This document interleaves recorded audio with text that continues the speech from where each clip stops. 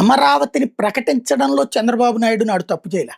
కానీ దాని jurisdiction decide చేయకుండా, రైతుల చేతికి ఏమి ఇవ్వకుండా, ఏ అభివృద్ధి చెయ్యకుండా, ఎక్కడిదక్కడ వదిలిపడేసి, మళ్ళీ మేమొస్తేనే అధికారంలోకి వస్తేనే బాగుపడుతుందని చెప్పడం ద్వారా ఓట్లు సంపాదించాలనుకోవడంతోనే అమరావతి సంక్షోభంలో పడింది. అమరావతి వివాదంలో పడింది.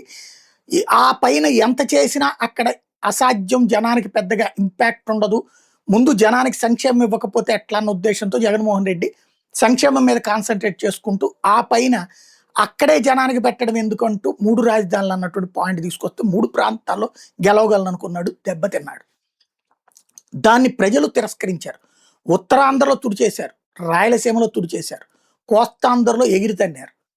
అలాంటప్పుడు జనం మన నాయకులతో కూర్చుని మాట్లాడాలి, ఆయా ప్రాంత నాయకులతో కూర్చుని మాట్లాడాలి, జనాలతో మాట్లాడి తెలుసుకోమని చెప్పాలి. ఒక పెద్ద కసరత్తు చేయాలి. ఆ కసరత్తు ఏమి చేయకుండా నాయకుడి నిర్ణయాలే అధినాయకుడి నిర్ణయాలుగా మారినాయి. ఇదివరకు చంద్రబాబు చేసింది అదే తప్పు. ఆ తప్పుకి జనం శిక్షించారు. శిక్షించిన జనం ఇచ్చినటువంటి వరాన్ని మిస్యూజ్ చేసుకున్నాం.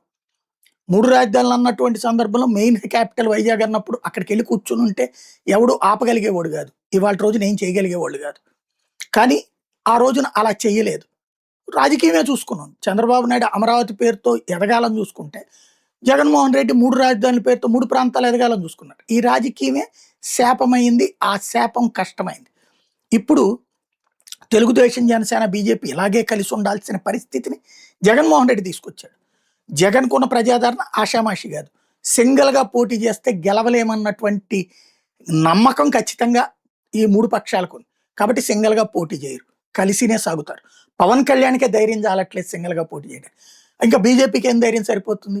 కాబట్టి ఎంతో కొంత లబ్ధి పొందగలిగితే ముగ్గురు కలిసి ఉంటేనే లబ్ధి. ఇది నెక్స్ట్ ఎలక్షన్స్కి ఉపయోగపడుతుంది. అదే సందర్భంలో పేదలు జగన్ పక్షాన ఉన్నారు, అందుకే 40% ఓట్లు వచ్చినాయి.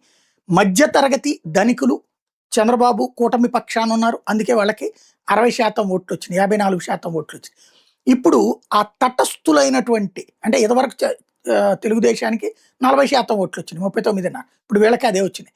కాబట్టి ఆ మధ్యలో ఉన్న 15% ఎవరైతే తటస్థ ఓటర్లు ఉన్నారో, వేరే పార్టీలే కావచ్చు, వేరే ఆలోచనలే కావచ్చు, వీళ్ళతో సంబంధం లేకుండా రాష్ట్ర అభివృద్ధి కాంక్షించేవాళ్ళు, వాళ్ళు ఒక స్థిర రాజధాని కావాలనుకుంటున్నారు. అది అమరావతిలో చంద్రబాబు తప్పు చేశాడని జగన్ కోటేశారు వాళ్ళు. ఇప్పుడు జగన్ తప్పు చేశాడని చంద్రబాబు కోటేశారు వాళ్ళు. మళ్ళీ ఇప్పుడు జగన్మోహన్ రెడ్డి ఇటువైపుకి నా వైపుకి రావద్దు, మీరు అటే ఉండండి అని చెప్పినట్టయింది ఇప్పుడు. ఎందుకంటే నేను వస్తే గనక ప్లాన్ బి అమలు చేస్తానని భరోసాగా చెప్పట్ల, ప్లాన్ బి అని చెప్పుకొచ్చారు. మేము వస్తే ఈ 4 కలిపి ఇది ఒకటే రాజధాని ఇక అని చెప్పేసి వదిలేయాలి. సరే, రాజధానికి ఖర్చు వీటి కారణాన్ని చెప్పచ్చు, తప్పులేదు. కానీ ఇదే రాజధాని మాది ఫైనల్ అని చెప్పాలి. అంతేగాని విభజన చట్టానికి సంబంధించినటువంటి మార్పులు ఎవడైనా చేసుకోవచ్చు, ఏమైనా చేసుకోవచ్చు అంటే ఇక మళ్ళీ ఒక అనుమానాన్ని ప్రజలకు ఇచ్చినట్టయింది. కాబట్టి ఈ 15% రేపు కూడా కూటమి పక్షానే ఉంటాయి. ప్రభుత్వ వ్యతిరేక ఓటు జగన్ వైపుకి వెళ్ళాలి. అయితే ఈతో ఒక 3%, 4% వెళ్తుంది అనుకుందాం, 5% వెళ్తుంది అనుకుందాం, 45 అవుతుంది. ఇక్కడ 55లో నుంచి 5 పోతే 50 ఉంటుంది. తద్వారా సీట్లు తగ్గచ్చేమో కానీ మళ్ళీ అధికారంలోకి వాళ్లే రావచ్చు. మేబీ ఈ దఫా ప్రతిపక్షంలోకి జగన్ రావడానికి అవకాశం ఉంటుంది, ప్రతిపక్ష నాయకుడు కూడా. అది ఇప్పుడు జరుగుతున్నట్టు 2014 నాటి పరిస్థితిని జగన్ తెచ్చుకున్నట్టుంది ఈ వ్యవహారంలో.